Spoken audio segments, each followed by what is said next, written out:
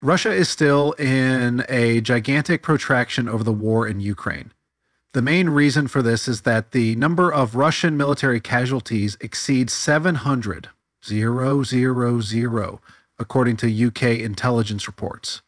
This includes soldiers who have been eliminated, wounded, fled the front lines, or surrendered. The Kremlin was desperate about this.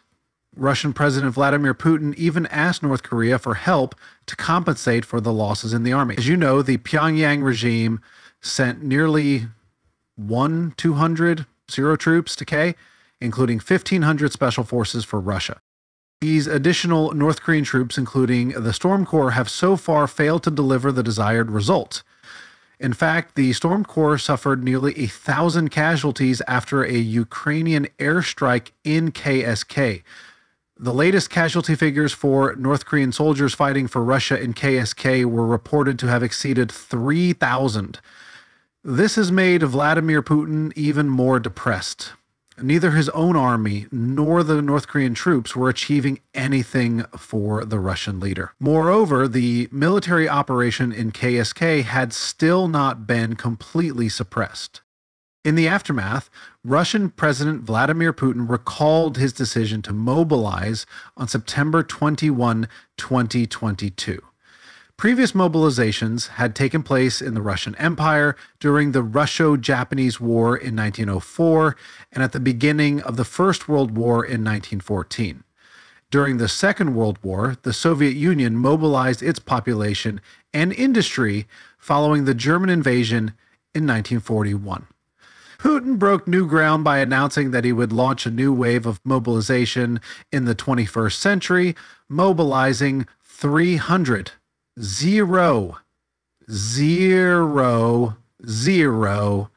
people for the army. Surprisingly, the Russian leader's military strategy is similar today.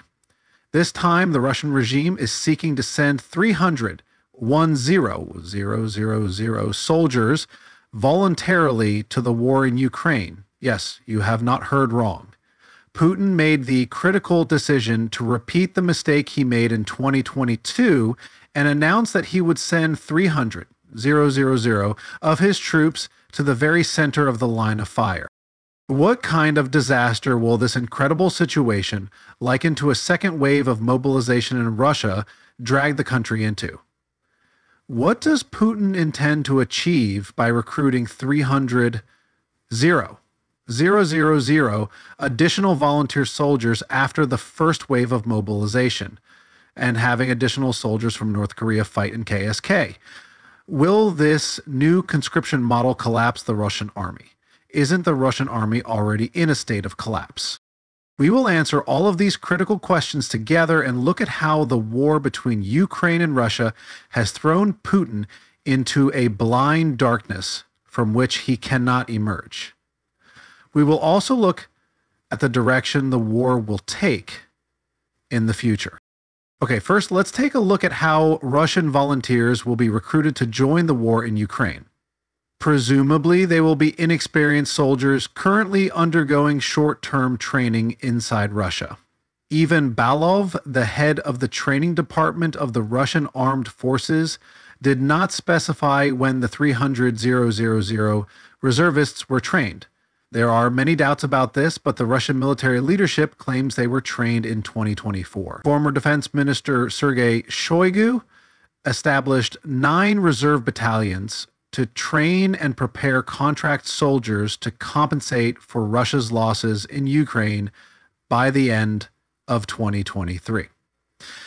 According to Shoigu, 350,000 people signed up to fight voluntarily in 2023. Russia reported record losses in terms of military equipment and personnel in the war against Ukraine in November. Moscow's losses have steadily increased since early fall as Russia continued to advance in the Donetsk region, aiming to capture the towns of Pokrov and Kurakov. In November alone, more than 450 Russian soldiers were wounded, eliminated, or captured, and therefore the Kremlin was unable to continue participating in operations. Former President Dmitry Medvedev claimed that the number of volunteers for military service intensified in the wake of these heavy losses. In September 2024, President Putin increased the size of the army to 1.5 million active duty soldiers, with a potential of 2 million reserve soldiers. Russia is now announcing that it will voluntarily send 300,000 of its currently serving soldiers to Ukraine. The Russian Defense Ministry has already confirmed that more than 300,000 soldiers have recently signed voluntary contracts to participate in the war in Ukraine, which the Kremlin and state media describe as a special military operation in Ukraine. While it is unclear whether they have been trained or will voluntarily join the war fronts, the Kremlin's move highlights a significant shift in Russia's military approach. Relying heavily on volunteer soldiers instead of large-scale conscription is a sign that the Kremlin's military structure is in decay.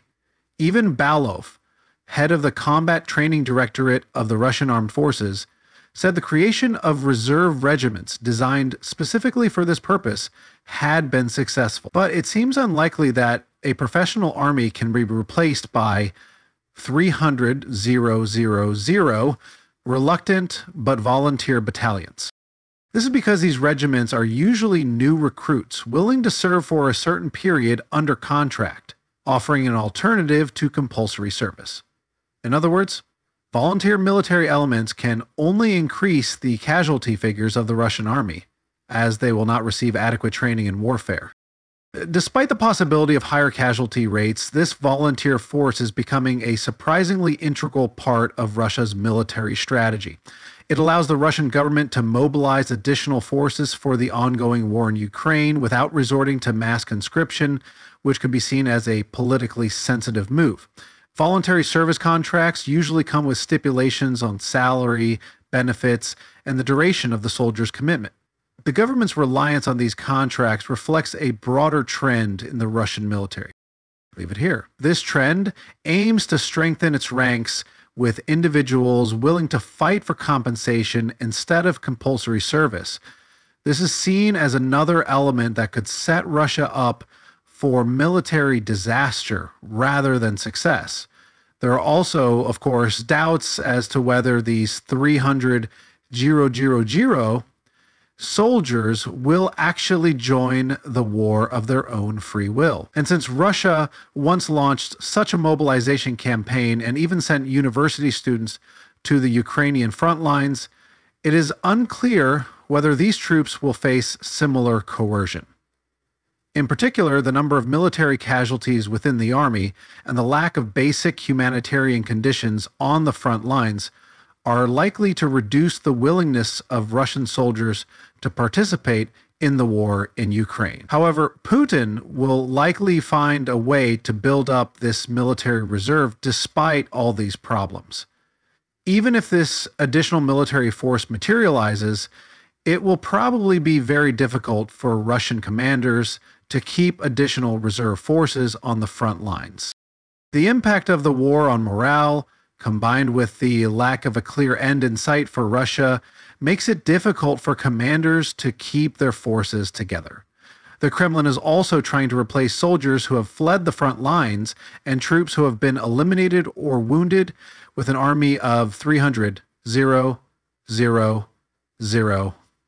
volunteers. Russian military authorities, while acknowledging the problem of desertion, are always looking for punitive measures, even though they are often aware of the psychological strain their soldiers face. These punishments can even result in death or severe prison sentences. No soldier wants to be on a battlefield under these conditions. In fact, Russia has already tried a similar plan to deploy additional troops. If you remember, the Wagner Group fought extensively on the eastern front lines to make Putin's invasion efforts in Ukraine successful. But remember how it turned out. The Wagner leader, who lost his life, tried to organize a revolt against the regime in Moscow, rebelling against the lack of resources provided by the Russian army. Although this rebellion was not successful, Russia's plans to provide additional troops led to very risky and dangerous situations. As we can see, Putin has not learned from such setbacks. Vladimir Putin is still pushing the idea of deploying additional troops in the war in Ukraine. This idea could spell the end of his rule. If the additional volunteer soldiers join the war in Ukraine and the Russian army's casualties become much higher, Putin could face major problems in suppressing dissenting voices within the government. As the war drags on, these problems intensify, bringing Russia closer to a tipping point where the continuation of the war worsens its own position. On the other hand, military production and the capacity to compensate for losses are among the tangible factors of war that can be calculated and predicted. Russia's list of losses in military resources is significant, as are its troop casualty figures. Russia's plan to produce 149 T-90M tanks by 2024 was one of the most important ways out for Putin this year. However, Russia lost about 47 T-90M tanks, and the Kremlin had to make up for this shortfall. Russia also relied heavily on replacing older tanks from its Soviet-era stockpile, such as the T-72, T-62, and T-55/54 models. But unexpected Ukrainian missile and drone attacks disrupted all of Russia's military production plants. Reports indicate that Russia's stock of T-55s fell by 31%, T-62s by 37%, and T-80Bs by 79%, while only 9% of T-72s were removed from storage. Although these figures are unconfirmed, they suggest that Russia's tank reserves are being rapidly depleted. While losing a record number of tanks, the Kremlin has been unable to focus on increasing military production. These losses far exceed Russia's current tank production capacity. The total loss of nearly 3,300 tanks has critically damaged Russian military production. Additionally, the collapse of the dynamics of the Russian economy has significantly diminished the power of the army and distracted Putin from his ambitions. Since the illegal seizure of Ukrainian territory in 2014, the Russian economy has grown by only 1% per year on average. Russia's GDP has fallen from $2.3 trillion in 2013 to $1.9 trillion in current dollars. As Vladimir Putin's war of aggression in Ukraine approaches its third anniversary, the financial, technological, and demographic obstacles facing the Russian economy are more serious than generally recognized. Since 2014, and especially since 2022, the Russian economy has been subject to severe international sanctions. President Vladimir Putin and his supporters claim that sanctions have made Russia stronger, yet they consistently call for the lifting of all restrictions. Experts, however, argue that the sanctions cut 2–3% of GDP annually, condemning Russia to stagnation. Moreover, the situation could worsen for Putin and even prevent Russia's campaign of aggression against Ukraine for purely economic reasons. Ukrainian General Kyrylo Budanov reported that Ukrainian military intelligence has obtained Russian documents suggesting that the Kremlin wants to sue for peace at the end of 2025 for economic reasons. Whether true or not, this scenario seems plausible to many. The declining energy revenues, coupled with sanctions, have further weakened Russia's economy. Its reduced reliability as an energy supplier has forced the country to live on tax revenues and reserves. Liquid reserves in Russia's National Wealth Fund have fallen from a peak of $183 billion in 2021 to $55 billion in March 2024. Given the constraints imposed by sanctions, Russia may struggle to finance its annual budget deficits and military expenditures. Meanwhile, the situation in Ukraine has drawn significant international attention. Discussions about deploying European troops or private military contractors to support Ukraine have become increasingly prominent. French President Emmanuel Macron recently suggested that sending ground troops to Ukraine could be considered to prevent a Russian victory. His statements sparked mixed reactions across Europe. While countries like Germany, Spain, and Sweden oppose the idea of sending troops, others like Estonia have expressed a willingness to consider deeper military involvement. The idea of NATO's direct involvement remains sensitive, as it risks escalating the conflict into a direct confrontation with Russia. Nevertheless, European countries continue to support Ukraine through arms supplies, training, and financial aid. The evolving dynamics of the war may force them to reconsider their stance in the future. In conclusion, Russia's reliance on volunteer forces and its dwindling economic and military resources suggest a precarious position. The West, meanwhile, continues to bolster Ukraine's capabilities to prevent Russia from turning the tide of the war. If Putin sends another 300,000 troops to Ukraine, we may see a corresponding surge in Western aid, including tanks, armored vehicles, and other resources, to strengthen Ukraine's resistance. Thank you for watching.